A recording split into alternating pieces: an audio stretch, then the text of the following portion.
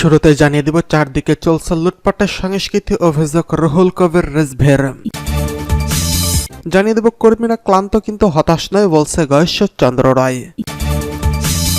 এছাড়া রয়েছে নৈরাজ্য করলে বিএনপিকে ডাবল শিক্ষা দেওয়ার হুঁশিয়ারি ওবায়দুল কাদেরের।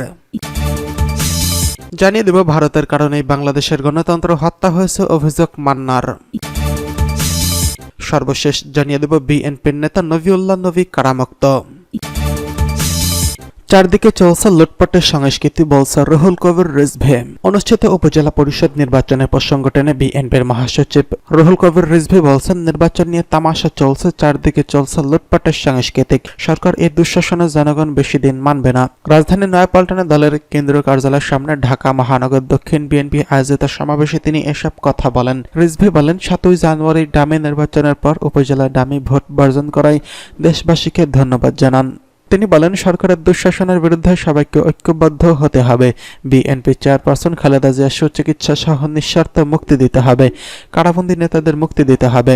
ঢাকা মহানগর দক্ষিণ বিএনপির আহ্বায়ক আব্দুস সালামের সভাপতিত্বে সমাবেশে প্রধান অতিথির বক্তব্য দেবেন। সমাবেশে প্রধান অতিথির বক্তব্য দেন বিএনপির স্থায়ী কমিটির সদস্য গয়েশ্বরচন্দ্র রায়। আমাদের কর্মীরা ক্লান্ত কিন্তু হতাশ নয় বলছে গয়েশ্বরচন্দ্র রায়। বিএনপির স্থায়ী কমিটির সদস্য গয়েশ্বরচন্দ্র রায় বলেছেন, একটু আগে দেখলাম ওবায়দুল কাদের সাহেব বললেন বিএনপি চলে রিমোট কন্ট্রোলে। তিনি বলেন, হ্যাঁ, বিএনপি তো রিমোট কন্ট্রোলে চলাই। রিমোট কন্ট্রোলটা কার হাতে? দেশনেত্রী বেগম খালেদা জিয়ার হাতে, নয়তোবা তারেক রহমানের হাতে। কিন্তু আপনাদের রিমোটটা কোথায়? আপনারা সরকারের রিমোটটা কার হাতে? শুক্রবার বিকেলে রাজধানীর নয়াপল্টনে এক বিক্ষোভ সমাবেশে আওয়ামী লীগের সাধারণ সম্পাদক ওবায়দুল কাদেরের একটি বক্তব্যের জবাব দিতে গিয়ে গয়েশ্বরচন্দ্র রায় এসব কথা বলেন। বিএনপি চেয়ারপারসন বেগম খালেদা জিয়ার মুক্তি ও কারাবন্দী নেতাদের মুক্তির দাবিতে মহানগর দক্ষিণ বিএনপি এই সমাবেশ করে। গয়েশ্বরচন্দ্র রায় আরও বলেন, আমাদের হতাশার কোনো কারণ নেই। আমাদের কর্মীরা ক্লান্ত কিন্তু হতাশ নয়। এত জেল জুলুম, অন্যায়, অত্যাচার, নির্যাতন সহ্য করে তারা এখনও বুক টান টান করে দাঁড়িয়ে আছে স্বাধীনতা রক্ষা করার জন্য। এই স্বাধীনতা কেড়ে নেওয়ার ক্ষমতা কারোরই নেই। নৈরাজ্য করলে বিএনপিকে ডাবল শিক্ষা দেওয়ার হুঁশিয়ারি ওবায়দুল কাদেরের। নৈরাজ্য করলে বিএনপি নেতাদের এবার ডাবল শিক্ষা দেওয়ার হুঁশিয়ারি দিয়েছেন আওয়ামী লীগের সাধারণ সম্পাদক ও সড়ক পরিবহন সেতুমন্ত্রী ওবায়দুল কাদের। তিনি বলেন, সম্প্রতি বিএনপির নেতা জামিনে মুক্ত পাচ্ছেন। বিচার বিভাগ স্বাধীন বলে সেটা সম্ভব হচ্ছে। তবে বিএনপি আবার নৈরাজ্য শুরু করলে আগে তো একটা শিক্ষা পেয়েছে, এবার ডাবল শিক্ষা পাবে। আমরা বসে নেই। নৈরাজ্য, সন্ত্রাস বা অরাজকতা করলে শেখ হাসিনার নেতৃত্বে আমরা সর্বশক্তি দিয়ে লড়াই করব। শুক্রবার 10 মে বিকেলে রাজধানীর বঙ্গবন্ধু এভিনিউ আওয়ামী লীগের কেন্দ্রীয় কার্যালয়ে অনুষ্ঠিত এক যৌথ সভায় এসব কথা বলেন। প্রতিবেশী দেশকে খুশি করতে আওয়ামী লীগ রাজনীতি করে, ভারত আওয়ামী লীগের ক্ষমতায় টিকিয়ে রাখতে পারবে না। বিএনপি নেতা গয়েশ্বরচন্দ্র রায়ের এমন বক্তব্যের জবাবে ওবায়দুল কাদের বলেন, ভারতকে খুশি করা আমাদের দরকার নেই। আমরা নিজেদের শক্তিতে টিকে আছি, ভারতের দয়ায় নয়। তবে ভারত আমাদের পরীক্ষিত বন্ধু। যুক্তরাষ্ট্র নির্বাচনের সময় যে ভূমিকা নিয়েছিল, তখন কিন্তু ভারত কোনো কথা বলেনি, কোনো ভূমিকা রাখেনি। নিজের দেশকে এভাবে ছোট করায় গয়েশ্বরচন্দ্র রায়ের ক্ষেত্রেই মানায়। এ সময় মধ্যপ্রাচ্যে যুদ্ধের শঙ্কার কথা উল্লেখ করে সবাইকে সজাগ থাকার আহ্বান জানান আওয়ামী লীগের সাধারণ সম্পাদক সড়ক পরিবহন সেতুমন্ত্রী ওবায়দুল কাদের। তিনি বলেন, মধ্যপ্রাচ্যে যে যুদ্ধ চলছে, আমরা কয়েকবার বলছি, দুষ্ট ছেলে ইসরায়েল এখনো আমেরিকাকে মানে না। হিটলারের যে গণহত্যা চালিয়েছে, আজ নেতানিয়াহু গাজায় সেটিই করছেন। যুক্তরাষ্ট্র অস্ত্র না দিলে এখন একাই যুদ্ধ চালিয়ে যাওয়ার ঘোষণা দিয়েছেন নেতানিয়াহু। এটি সারা বিশ্বের জন্য আতঙ্কের বিষয়। সারা বিশ্ব এই নিয়ে সোচ্চার। আমেরিকা, ইউরোপ গাজার প্রতি সহমর্মিতা জানিয়ে কর্মসূচি করেছেন। আমাদের ছাত্রলীগও বড় কর্মসূচির সমাবেশ করছে, তাদের ধন্যবাদ জানাই। 17 মে কর্মসূচি পালনের আহ্বান জানিয়ে তিনি বলেন, 17 মে শেখ হাসিনার স্বদেশ প্রত্যাবর্তন দিবস উপলক্ষে কর্মসূচি নেওয়া হয়েছে। ঢাকা মহানগর সহ সব শাখা ও সহযোগী সব সংগঠন কেন্দ্রীয় কর্মসূচির সঙ্গে সামঞ্জস্য রেখে কর্মসূচি নেবে। সবচেয়ে বড় প্রোগ্রাম হবে 23 জুন। আওয়ামী লীগের 75তম প্রতিষ্ঠা বার্ষিকী আমরা সারা দেশে ব্যাপকভাবে পালন করব। প্রথম ধাপের উপজেলা নির্বাচন খুব বেশি ভালো হয়নি জানিয়ে ওবায়দুল কাদের বলেন, প্রাণহানি একটি ঘটনা নেই, এমন একটা নির্বাচন আমরা করেছি। এই কর্তৃত্ব আমাদের দিতেই হবে। তবে যেভাবে ভোট হয়েছে তাতে খুব বেশি ভালো বলবো না, তবে সন্তোষজনক। বিএনপি, জামাত সহ অনেক দল বর্জন করেছে। এমন প্রতিকূল পরিস্থিতিতে ভোটার উপস্থিতি 36 থেকে 40% কম নয়। তিনি বলেন, ভুল আর ব্যর্থতার চোরাবালিতে আটকে বিএনপি কিছুই আদায় করতে পারবে না। তারা মুখে বড় কথা বললেও নেতাদের ভেতরে হতাশা ও ভর করছে। যতদিন ফিরে না আসবে আরও জনবিচ্ছিন্ন হবে। যৌথ সভায় আরও উপস্থিত ছিলেন আওয়ামী লীগের প্রেসিডিয়াম সদস্য আব্দুর রাজ্জাক, মোফাজ্জল হোসেন চৌধুরী মায়া, কামরুল ইসলাম, জাহাঙ্গীর কবির নানক, যুগ্ম সাধারণ সম্পাদক মাহবুবুল আলম হানিফ, ডক্টর হাসান মাহমুদ, ডক্টর দীপুমণি, সাংগঠনিক সম্পাদক আহমদ হোসেন, বি.এম. মোজাম্মেল, মির্জা আজম, আফজল হোসেন, আইন সম্পাদক নাজিবুল্লাহ হিরু প্রমুখ।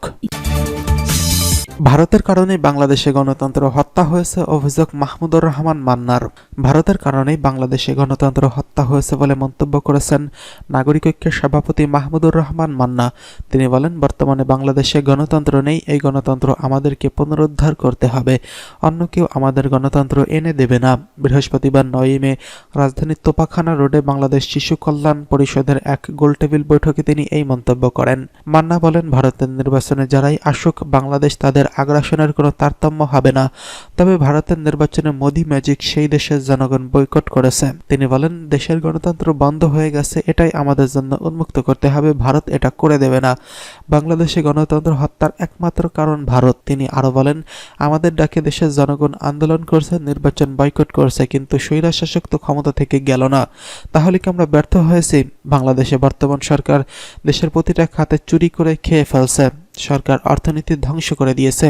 দেশ গোল্লায় গেলেও এদের কিছুই আসে যায় না। তারা তাদের নিজেদের স্বার্থে অটল। এই সরকারের সঙ্গে আপোষ করার কোনো সুযোগই নেই। মান্না বলেন, গত নির্বাচনে দেশের 95% মানুষ এই সরকারকে ভোট দেয়নি। 95% জনগণ এই সরকারকে ঘৃণা করে। গতকাল উপজেলা পরিষদ নির্বাচনে দেশের জনগণ বয়কট করছে। সরকার পতনের আন্দোলন করতে হলে দমে গেলে হবে না। দেশের জনগণ আমাদের সঙ্গে আছে।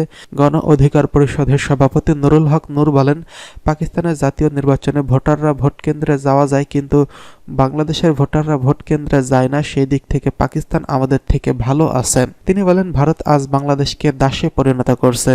সীমান্তে আমাদের দেশের জনগণকে যখন হত্যা করা হয়, তখন আমাদের মন্ত্রী এমপিরা বলে এটা একটি বিচ্ছিন্ন ঘটনা।